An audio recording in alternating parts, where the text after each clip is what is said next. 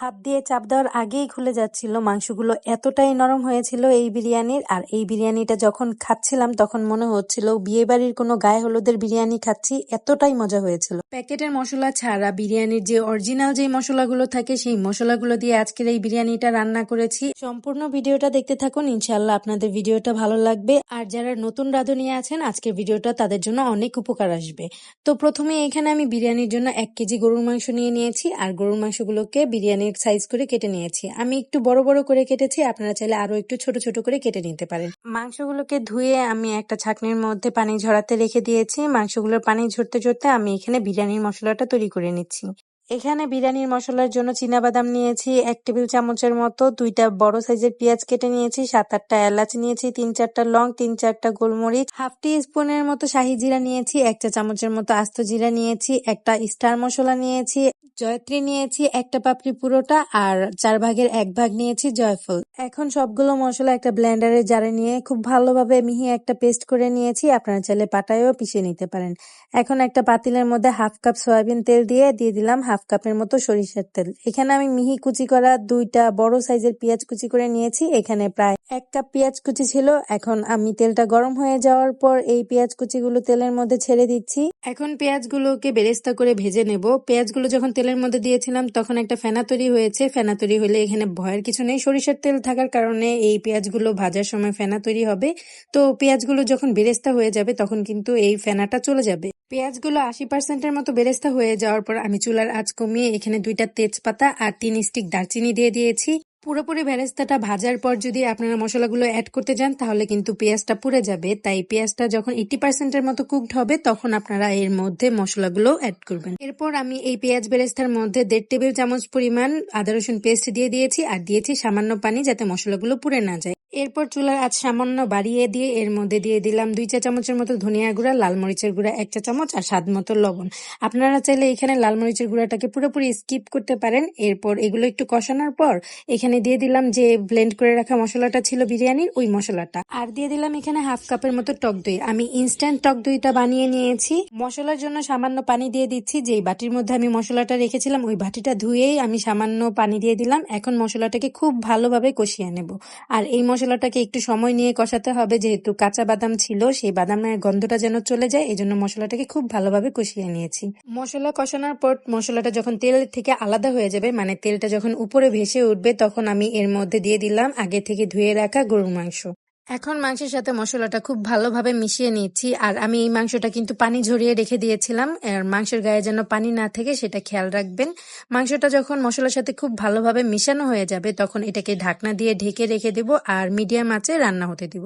10 minute পর আমি ঢাকনা তুলে আবারও একটু নেড়ে দিচ্ছি। আর এই পর্যায়ে কিন্তু মাংস থেকে অনেকটা পরিমাণে পানি ছেড়েছে।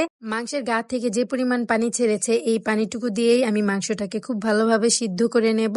আর কিছুক্ষণ পর পর ঢাকনা তুলে নেড়ে দিয়েছি যাতে নিচে লেগে না যায়। যেহেতু বাদাম ছিল তাই নিচে লেগে যাওয়ার সম্ভাবনা থাকবে। প্রায় আধা ঘন্টার মতো রান্না করার পর এরকম মাংস আর তেল আলাদা হয়ে গিয়েছে। এখন মাংসটাকে পুরোপুরি সিদ্ধ করার জন্য এখানে আমি লিকুইড গরম দুধ ব্যবহার করছি। এখানে আমি 1 কাপের মতো গরম দুধ ব্যবহার করছি। আপনারা চাইলে এখানে পানিও দিতে পারেন, তবে এই রান্নাটাতে দুধ দিয়ে করলে এটা টেস্ট কিন্তু অনেক বেড়ে যায়। এরপর এর মধ্যে আমি 10-12টা আস্ত কাঁচামরিচ দিয়েছি। আর আমরা বিরিয়ানিতে আলু খেতে অনেক পছন্দ করি, তাই এখানে বড় সাইজের 2টা আলু ছোট ছোট করে কেটে দিয়েছি। আর এই আলুটা কেটেছে আমার 5 বছরের ছোট্ট মেয়ে মেহনাজ। আজকের বিরিয়ানি রান্নার পর থেকে তো সারাক্ষণই বলে চলছিল যে ও আলুটা কাটার কারণে নাকি এই বিরিয়ানিটা অনেক মজা হয়েছে। এরপর মাংসগুলো আলুর সাথে খুব ভালোভাবে মিশিয়ে নিয়েছি আর আলুগুলো সিদ্ধ হয়ে যাওয়া পর্যন্ত অপেক্ষা করেছি। তারপর যখন আলু আর মাংস থেকেও তেল ছেড়ে দিয়েছে তখন কিন্তু মাংসগুলো পুরোপুরিভাবে সিদ্ধ হয়ে গিয়েছে। এখন আগে থেকে ধুয়ে রাখা প্রায় 600 গ্রামের মতো এখানে পোলাও চাল নিয়েছি। এই চালগুলোকে আমি খুব ভালোভাবে 2-3 বার ধুয়ে পানি ঝরিয়ে রেখে দিয়েছিলাম। এখন এই চালগুলো সরাসরি মাংসের সাথে আমি মিশিয়ে নিচ্ছি।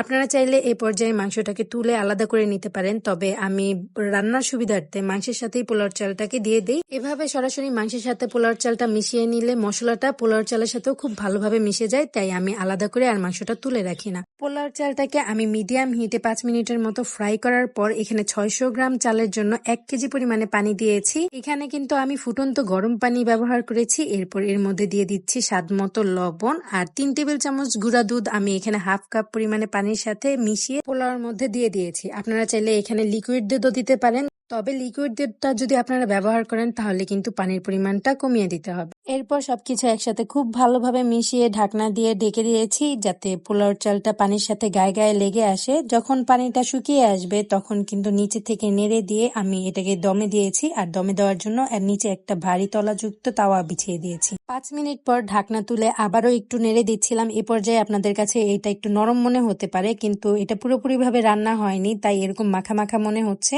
এখন নিচের পোলাওগুলো উপরে তুলে দিচ্ছি আর উপরের পোলাওগুলো নিচে দিয়ে দিচ্ছি যাতে সবগুলো চাল সমানভাবে ফুটে। এখন বিরিয়ানিটাকে আমি সুন্দরভাবে এভাবে সমান করে সুন্দর করে সাজিয়ে নিচ্ছি। আমি সবসময় বিরিয়ানিটাকে এরকম উঁচা করে পিরামিডের মতো বানিয়ে নিই, আমার কাছে দেখতে ভালো লাগে। এরপর আমি এর মধ্যে 1 চা চামচের মতো কেওড়া জল দিয়েছি আর উপরে সামান্য কিছু বেরেস্তা কুচি দিয়ে আরো 5-7 মিনিটের মতো দমে দিয়েছি। 5 মিনিট দমে দেওয়ার পর আমার এই বিরিয়ানি রান্না সম্পূর্ণভাবে কমপ্লিট হয়ে গিয়েছে। ঢাকনা তোলার সাথে সাথে সরিষার তেলের খুব স্ট্রং একটা ফ্লেভার আসছিল আর সেই সাথে কাঁচামরিচের খুবই একটা সুন্দর ফ্লেভার আসছিল। আমি কিন্তু এই বিরিয়ানি রান্নায় কোনো প্রকার ঘি ব্যবহার করিনি, কারণ হচ্ছে আমি এখানে সরিষার তেল ব্যবহার করেছি। সরিষার তেল ব্যবহার করলে ঘিয়ের ঘ্রাণটা খুব একটা ভালো লাগে না। আপনারা যদি পুরো রান্নাটা সোয়াবিন তেল দিয়ে করেন তাহলে এর মধ্যে 1 চা চামচের মতো ঘি দিয়ে দিবেন, তাহলে খেতে অনেক বেশি মজাদার লাগবে। আর পুরো বাড়ি বিরিয়ানির ঘ্রাণে মোমো করছিল। ভিডিওটা এডিট করতে করতে আমার আবারও বিরিয়ানিটা খেতে ইচ্ছা করছে। আর এই বিরিয়ানিটা যদি আপনারা এই রেসিপিতে কাউকে খাওয়ান, সে অবশ্যই আপনার প্রশংসা করতে বাধ্য হবে। আর আপনি নিজে থেকে না বললে কেউ ধরতেই পারবে না এই বিরিয়ানিটা বাসায় বানানো হয়েছে। তো ভিডিওটি আজকে আর বড় করছি না। আজকের ভিডিওটি আপনাদের কেমন লাগলো জানাবেন। ভিডিওটি ভালো লাগলে একটা লাইক, কমেন্ট, শেয়ার করে পাশে থাকবেন। আল্লাহ হাফেজ।